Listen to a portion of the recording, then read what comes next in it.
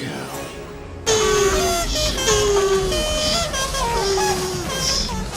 By law, sex involving underage people can be depicted on screen within specific boundaries and while heavily monitored. But by heavily monitored, I mean the underage actors and/or actresses need their parents to be there, on set, watching all the confused, awkward, inexperienced thrusting.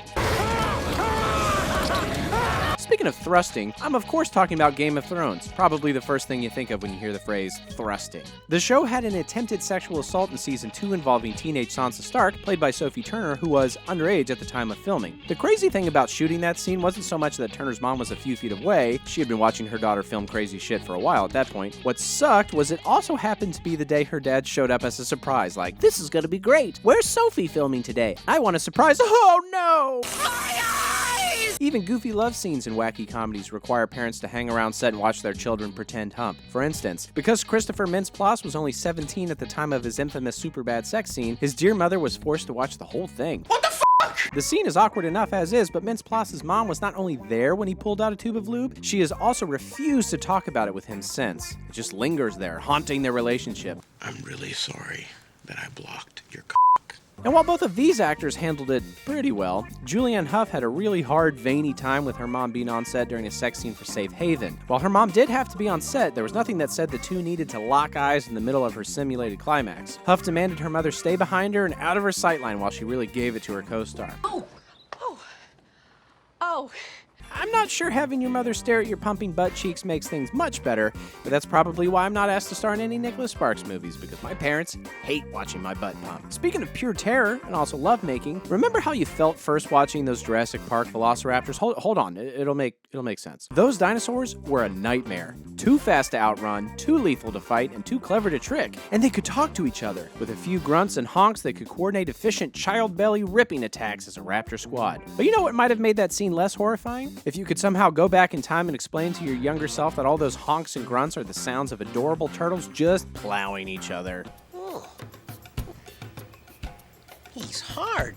Velociraptors had unfortunately died out like just before Spielberg and his team were able to record what their language sounds like, and anyone who enjoys dinosaur science, so everyone, knows that paleontologists are always changing their minds about dinosaur specifics. We used to think they roared, then we thought they quacked. Well, the sound designer of Jurassic Park decided they probably sound like turtles having sex. Gary first heard the beautiful haunting sound when he was at Marine World. It was an urgent reptilian barking, perfect for the dinosaur movie he was working on. He rushed to locate the source. What could sound so intelligent yet so primal? Well, turns out the sound was two horny turtles banging each other, and instead of saying, "Oh, that's turtle sex," I was hoping it was something I could use for dinosaur sounds, he began to record them. The sound engineer claims tortoises mating can take a long time. You've got to have plenty of time to sit around and watch and record them. So anyway, when you sit down to watch Jurassic World Dominion next summer and those scary raptors are speaking to each other, picture a man sitting outside a tortoise enclosure watching them go down on each other for a very, very long time. And since we're ruining things today, the first movie of the Fast and Furious series, or what future civilizations will describe as the first true piece of art, introduces us to Dominic Toretto, a street racing legend played by moaning, baby-headed actor Vin Diesel. I don't have friends. He leads a gang, nay, a family, of street racers, which includes his girlfriend, Michelle Rodriguez, and sister, Jordana Brewster. It's no exaggeration to say that they use their fast cars and driving skills to car race every single one of their enemies to death. The only problem is, while they were filming The Fast and the Furious, those three actors might have been the three worst drivers on the planet. Rodriguez and Brewster didn't know how to drive, period, before they made the movie.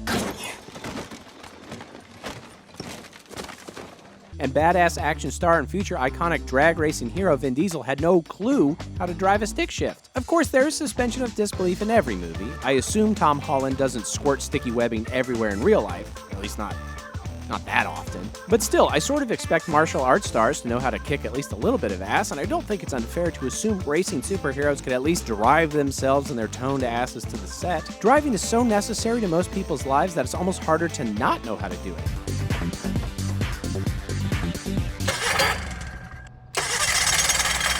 Especially after your agent tells you that you're going to be a part of something called The Fast and the Furious. Did they think it was about bicycle racing? Cranky competitive eating? Having violent sex with turtles? That's ridiculous. Turtles have sex very slowly and over the course of many hours, and it sounds like... God, it's projectile vomiting right in my eyes.